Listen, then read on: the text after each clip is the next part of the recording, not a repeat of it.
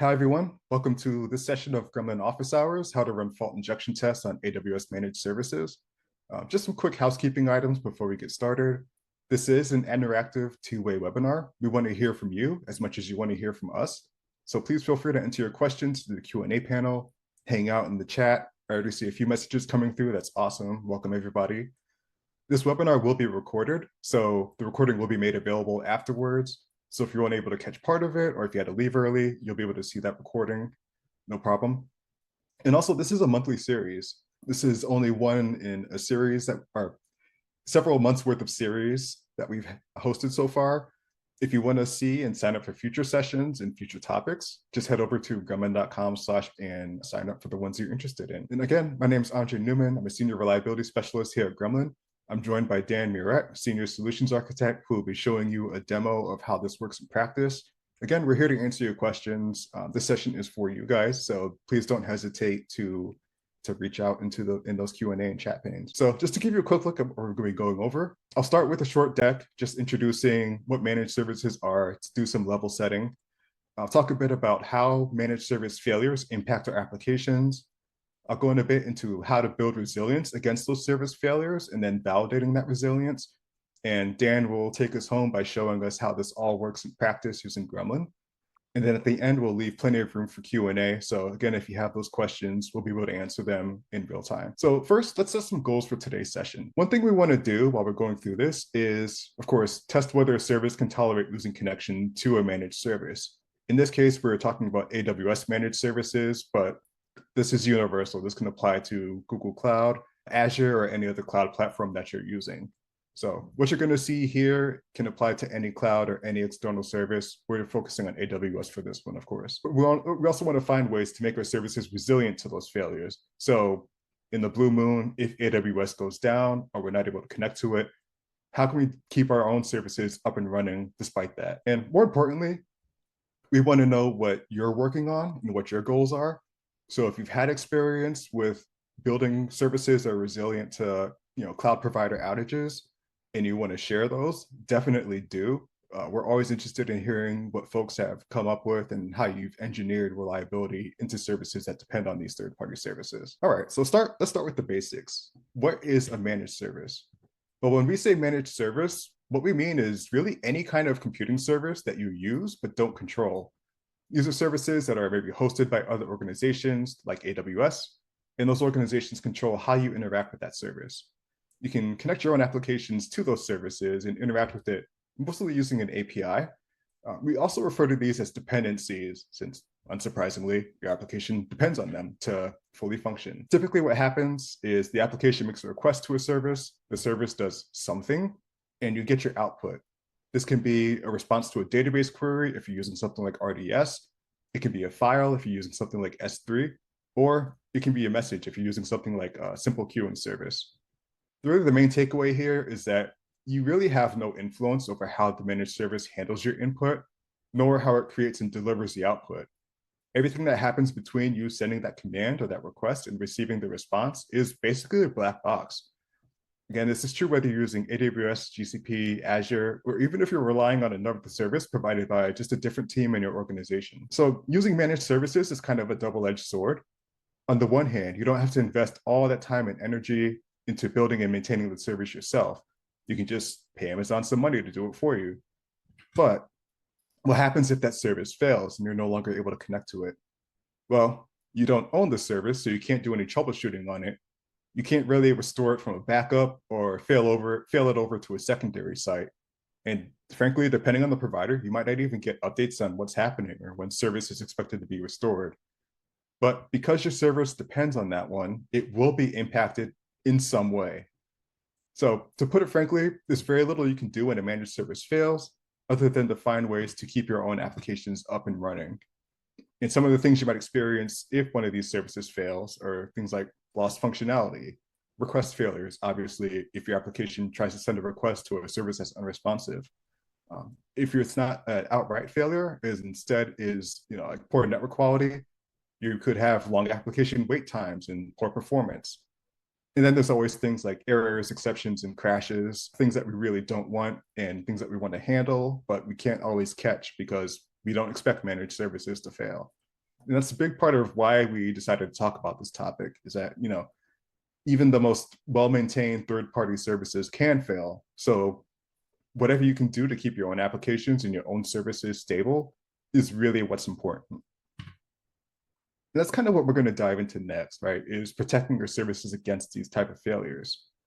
And if the service fails and there's nothing you can do about it, then what's the problem? What's the big deal, essentially?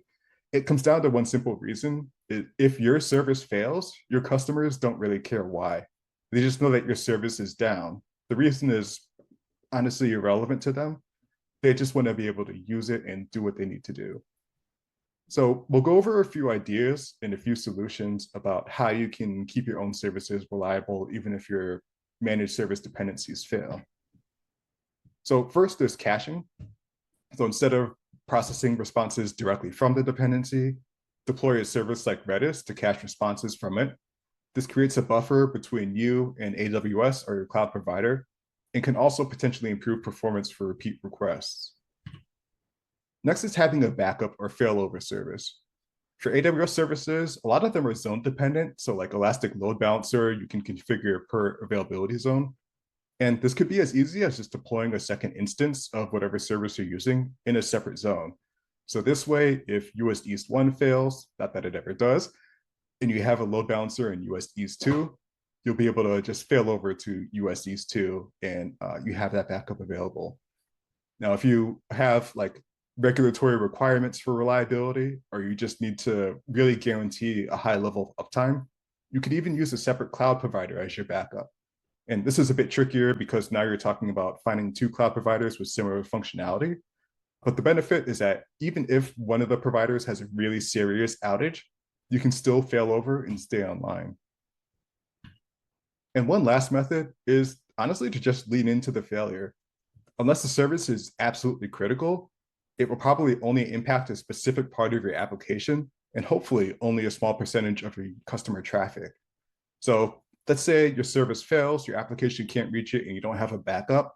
Just make sure that you catch that error and show an error message to the user. Let them know this functionality isn't available. They can try again later, and hopefully when they do, the service will be back up. You see this all the times on websites and especially mobile apps. It's happened to me a few times when I've tried to order food and I just get a response that, oops, the service is not available. It's not the greatest user experience, but it's definitely better than having your application be responsive or worse, to crash on your users. So we don't have insight into how these services work, but we still need to test what happens when they fail. How exactly do we do this? Well, our applications connect to those services somehow. What if we deliberately weaken that connection? Right? So instead of testing or trying to test the managed service, which, as we already discussed, is pretty much impossible, what you can do is you can test your own service's connection to those dependencies. So for example, let's say we have an application that talks to a bunch of Amazon services. We've got maybe an RDS database running. We've got some files hosted in S3. And maybe we're using like a message queue like SQS to transfer data around. Even though we can't impact these services directly, we can change our connection from our application to them. So we could do things like add latency or packet loss to simulate poor network quality or poor performance. We could do things like drop the connection entirely to simulate a total failure of a dependency. This is similar to like an AZ outage, right? It's a complete inability to connect to a managed service. We can also do things like simulate DNS provider outages and verify that we can fall back to a backup provider. So let's say we have a AWS service domain name, and for some reason we can't resolve that. Do we have a secondary DNS provider that we can fall back to that can resolve it? Or do we have that resolution cache? This tests things like that. Oops. And then we also have something that's kind of unique to Gremlin. We have the ability to inspect the TLS certificate chain for dependencies to check if there are any expiring certs or certificates that are going to be expiring soon. I think we check for up to 30 days. And what this does is it ensures that, for one, your connection is secure. You have that TLS certificate that's securing your traffic, but also expiring certificates have been the cause of a lot of really big outages, and nobody really thinks about them, right? It's one of those things that you do so infrequently that you don't really consider once it's time to come up to renew unless you've already planned for it. So one of Gremlin's tests that we do is we go in, we check that certificate chain and make sure that no matter what dependencies you're using, that chain is still going to be valid and isn't going to be expiring soon and has hopefully been renewed recently. So those are just a few examples of the tests that you can run. Next up, I'm going to pass it over to Dan, who's going to show us a bit about how this looks in practice.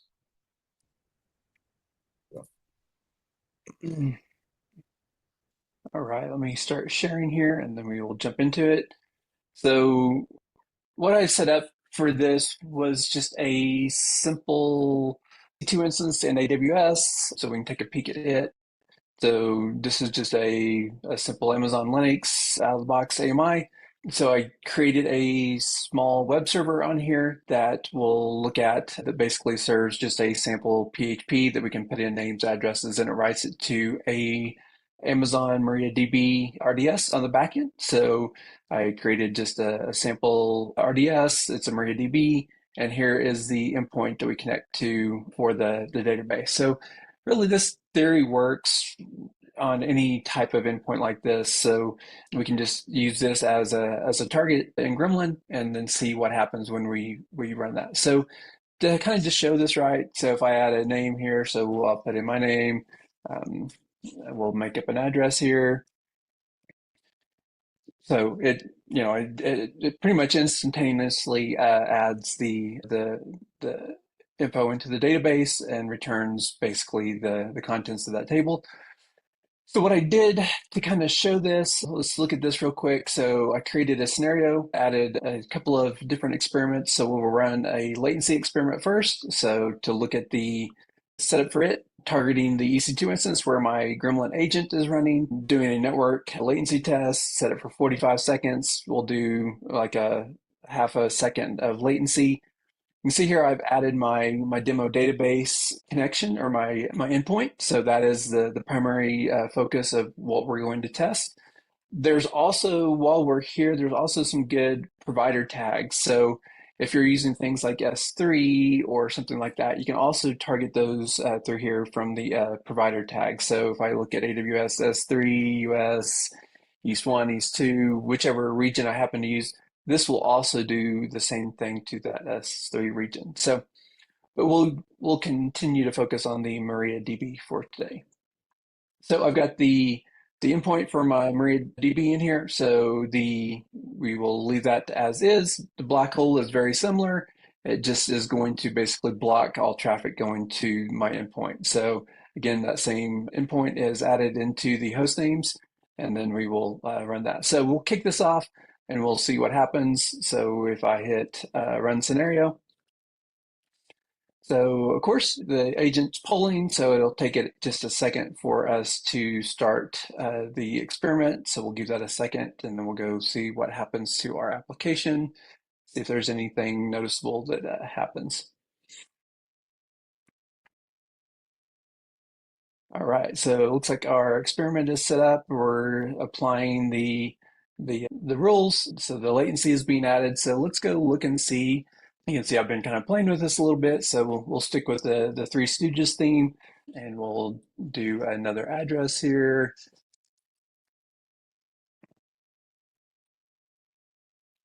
And so we can see when I hit add data, it's definitely slower. So, adding that latency, I actually clicked it twice because I didn't know if it would even work. So it's definitely a lot slower than it was. So, that's kind of what we expect, right? We're adding latency to the connection to the database. So these are going to be slow to populate. And so these will be slow, but my application is ultimately still working. So that's not necessarily a bad thing. So now, if I look at Gremlin, I've progressed and my black hole experiment has started to run. So look at the details real quick. That is indeed running my black hole now. So real quick, if I switch back over to my sample application here, let's add curly.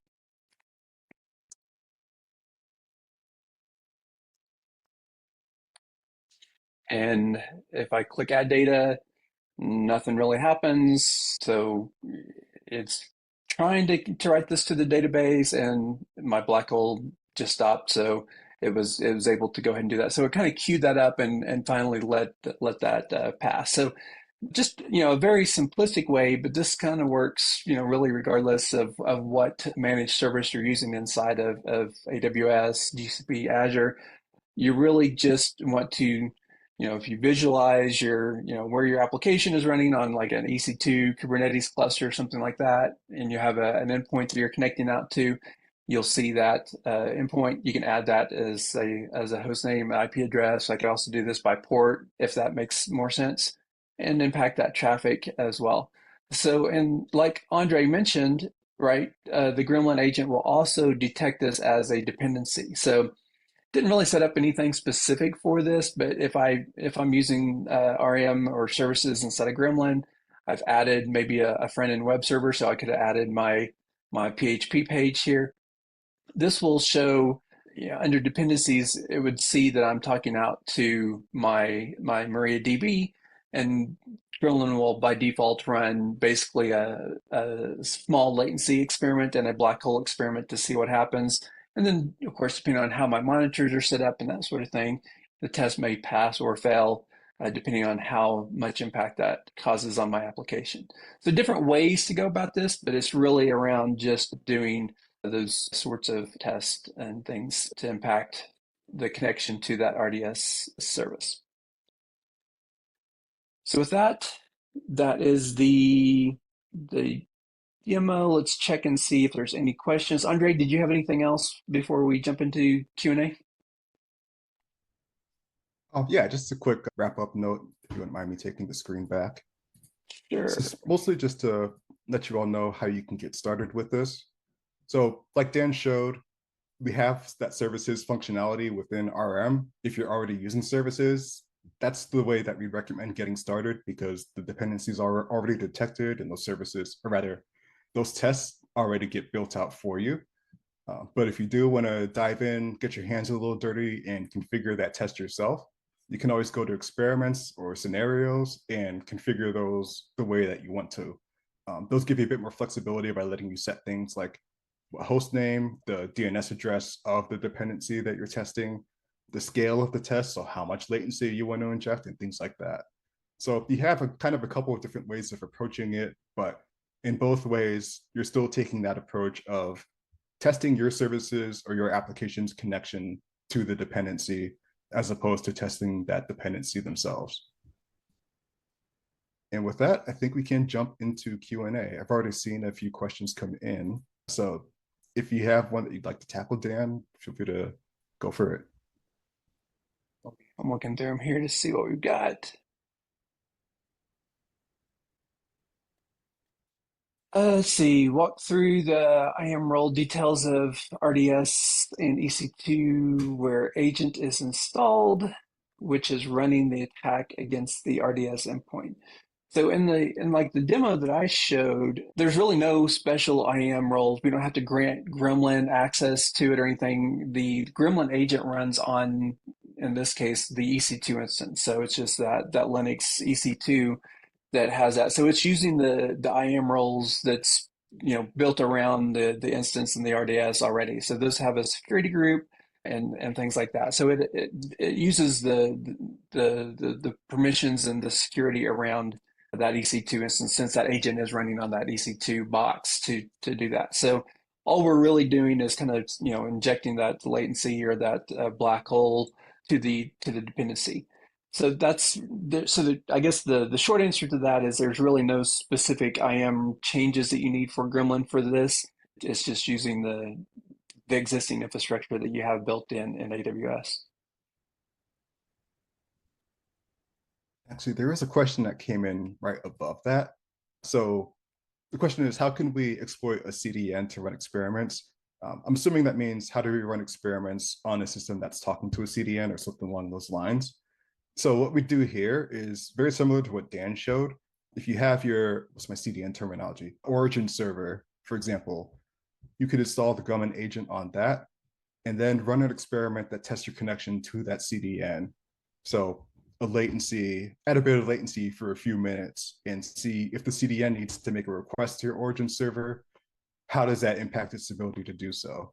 Or if you want, you could run a black hole attack for that same time. If your CDN can't talk to your origin server at all, how does that impact your ability to deliver resources to your end users? And one thing you could do in this case that's kind of unique to this is you could approach it from the opposite angle too, right? So let's say you want to know what the customer experience is like if they can't connect to your CDN, if your CDN is down. What you could do is you could create a different system, let's say like a virtual machine or a demo system, install the Gremlin agent on that, and then try to access the CDN as if you were a customer. So that way, when you run experiments like latency, like packet loss, like black hole, simulating what a customer system would be like as they try to, use your service, which is relying on the CDN. So it's kind of a two-way approach that you can take to tackle that one specifically.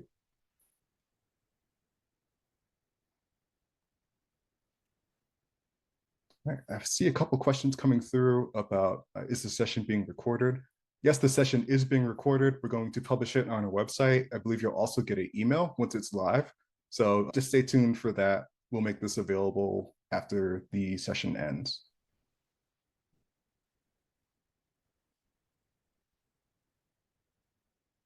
Let's see, is the Gremlin agent only for the AWS RDS S3 SQS? Can I use it for my application implemented in Python, deployed on Kubernetes?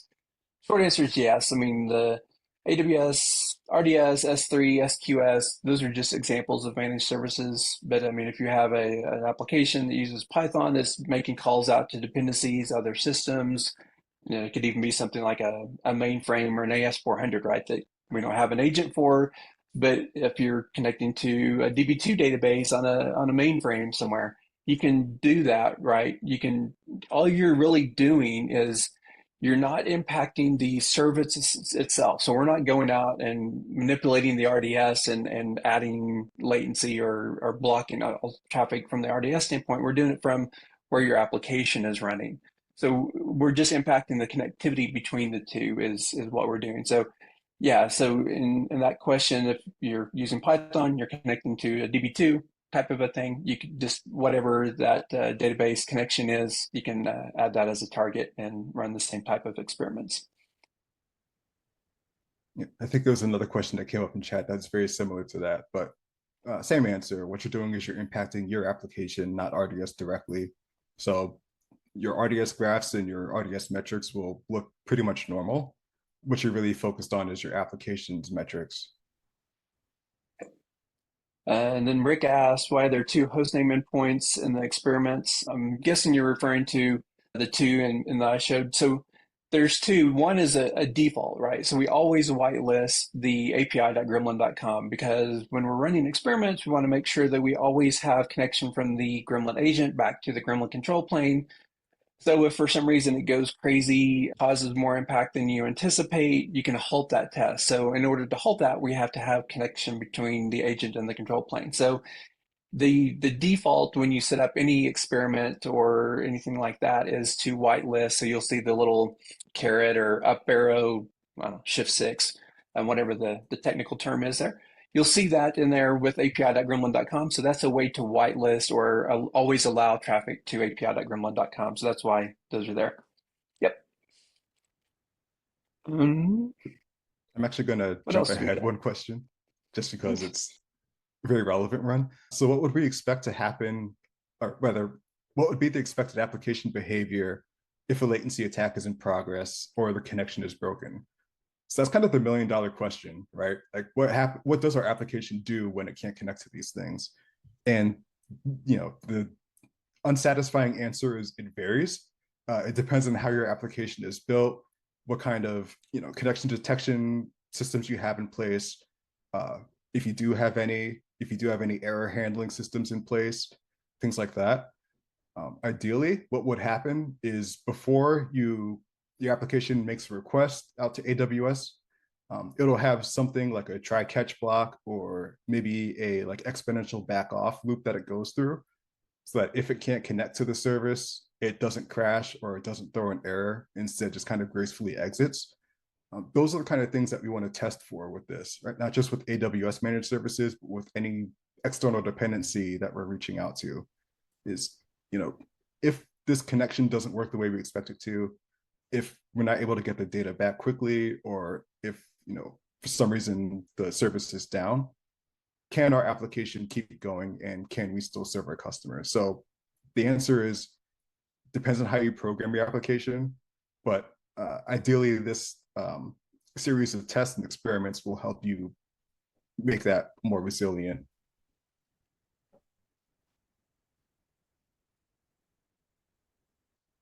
And a question about Dynatrace. Is it relatively easy to set up integration with Dynatrace in order to have Gremlin notification on monitors and alarms when experiments are run? We do offer an integration with Dynatrace through our health checks feature, and that's exactly what that is. It'll monitor your Dynatrace alarms to see if they fired, and if they have, it'll automatically stop your scenario or your reliability test that you have running just to make sure it doesn't impact your systems further. So that's available through our health checks feature. Kind of on that note, since I saw that another question pop up further down. So with health checks, Dan showed you, the list of services and dependencies. So like, for example, if you run a test through there, it's exactly what you asked. The health check runs before, during, and after the test. So before, it'll do a check just to make sure your systems are in a good, stable state, that the test is ready to go.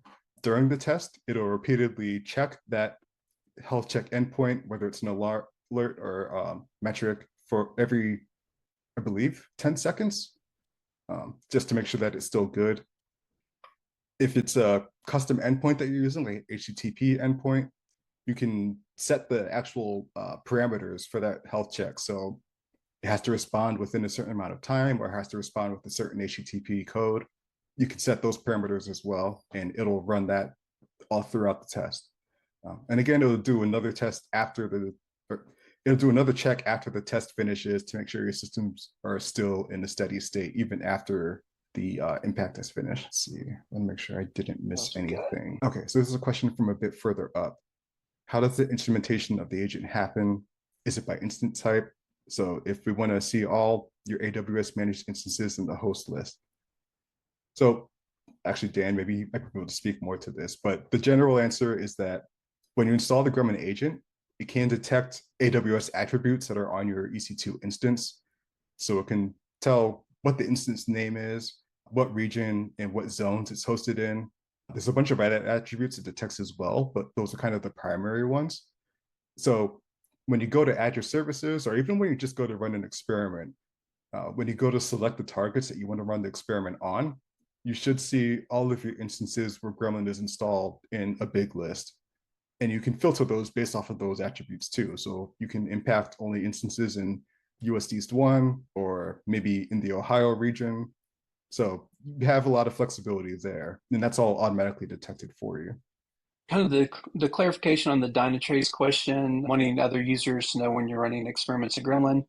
Typically, that can be done through a webhook. So inside of Gremlin, if you go to the user icon, I believe it's under team settings, there's a webhook section. So you can configure that webhook to write an event into Dynatrace, Datadog, write it to Slack, wherever.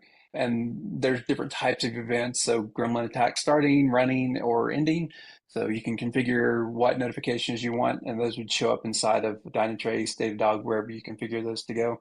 But yeah, you can write those webhooks to those external systems through the webhooks. And the question below that is it allowed to inject fault or chaos in transport and network layer of managed services on any public cloud? So the short answer is yes. I can't say specifically which layer the network attacks work on, but they can manipulate traffic to any cloud from your application. So as long as you have that Gremlin agent installed, whether you're talking to Oracle Cloud or GCP or Azure, whatever it might be, you can still run those network attacks in exactly the same way. You would just set your, choose the type, if it's latency or packet loss or black hole, set your parameters and click run. And regardless of what cloud you're working with, it'll work basically the same.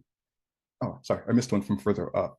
Are there any capabilities in Gremlin to inject CPU spikes or latency on RDS similar to FIS or any AWS services directly?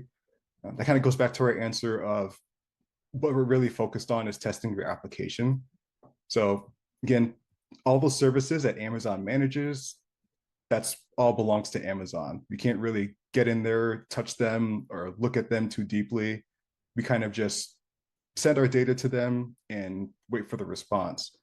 So instead of trying to manipulate those services, what we're really focusing on here is manipulating our own connection to those services to make sure that, we are still resilient and we can tolerate those services being unavailable. So the short answer is no. The longer answer is that's really not the primary focus. The primary focus should be on your application's connection. I think that's all of the ones that came through. These have all been really great questions. Thank you all for asking these.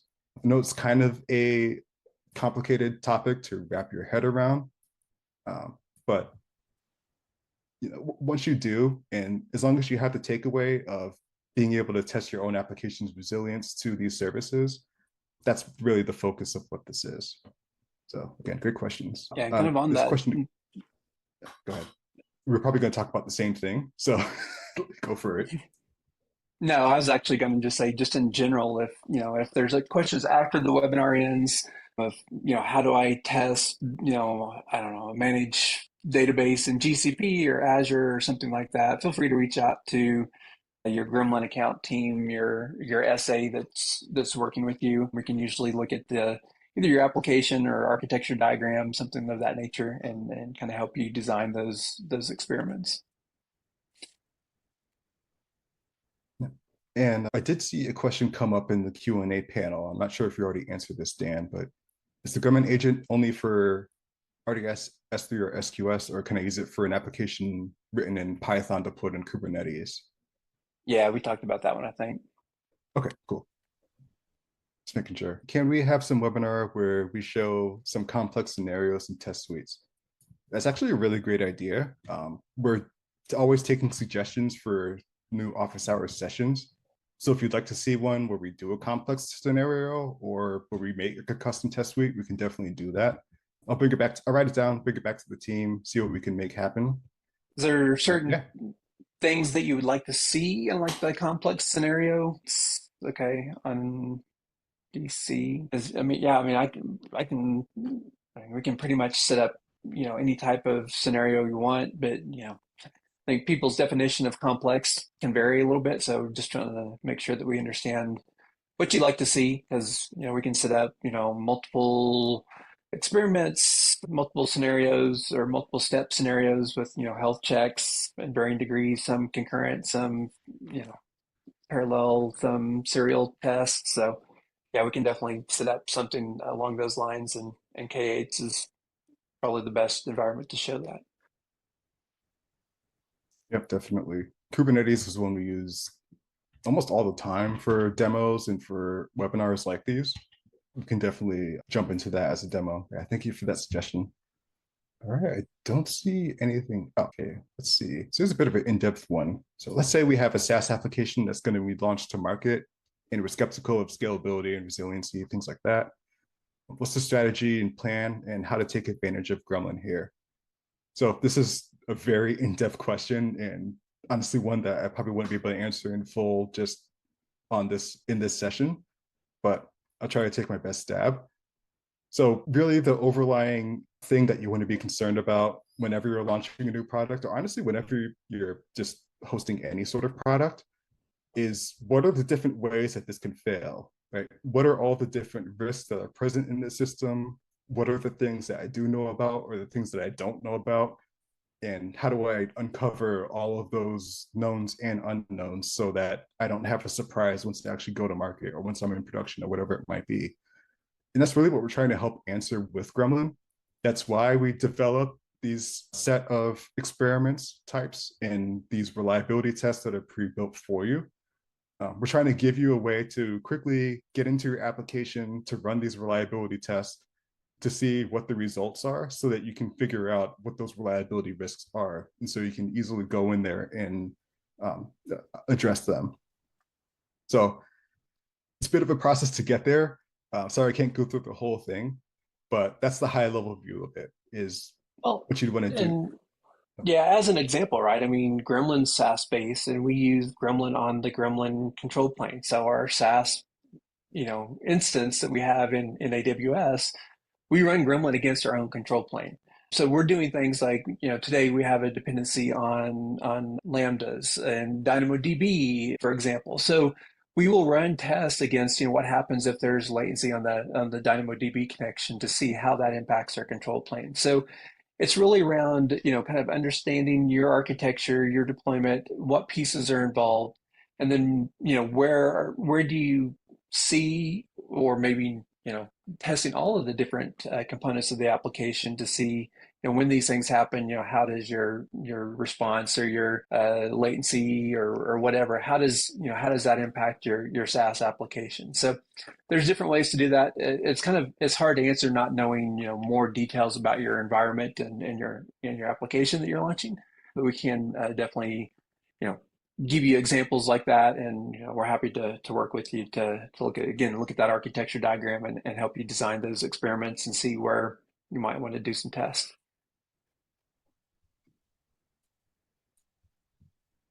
Let's And then another, see. Yep. I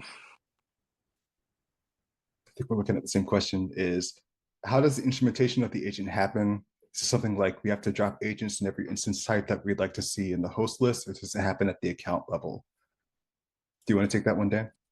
Yeah, so the agent has to be installed. So we don't have the ability to just, give ourselves or have you create a IAM role and push the Gremlin agent to everything in there, or it doesn't automatically just start working in the back end from AWS. You have to install that agent. So some customers will use, the user data, portion of the AMI image to install the Gremlin agent. So every time you deploy a new instance, the Gremlin agent automatically gets installed. So there's different ways to automate that. You can automate it through Terraform or whatever infrastructure as code type of deployment you want. But yeah, the agent has to be installed by some means, either programmatically or manually, for it to show up inside of the Gremlin UI and be able to run tests on. So that agent has to be installed. It's not a codeless change. Yeah, but the good news about that is that once you do have that like user data script created, all you really need to do is provide obviously the Gremlin agent binary or however you want to install it, um, a way to authenticate with your Gremlin account and your team ID. So once you have that, Gremlin will automatically pick up things like the instance name, where it's located, what zone it's in, things like that. So you'll be able to differentiate your instances in the app without having to do a whole bunch of extensive setup or additional scripting. And you're welcome. Again, these have been really great questions. Thank you all for being so engaged and for asking these. Like Dan mentioned earlier, if you do have a question that you think of after the session ends or that we didn't maybe fully explain, feel free to reach out to us afterwards. We're always open to talking to folks and answering your questions about reliability. So definitely don't hesitate to reach out. And I think that's all of the questions that we had. Cool. So I guess we can wrap up the session. Uh, Again, thanks everyone so much. Really appreciate the really in-depth and honestly challenging questions that you gave us. It's really cool to know that you're also like interested in that this topic is really important to you. Again, we always looking for different topics to cover on these sessions. So if you have one that's really important to you, again, feel free to reach out to us. Feel free to recommend them or request them. And if it's one that we want to cover, we'll add it to our calendar, and you can view that on gremlin.com/ for all of our upcoming sessions. So again, thanks so much for joining us and have a great rest of your week. Thanks, everybody. Thanks all.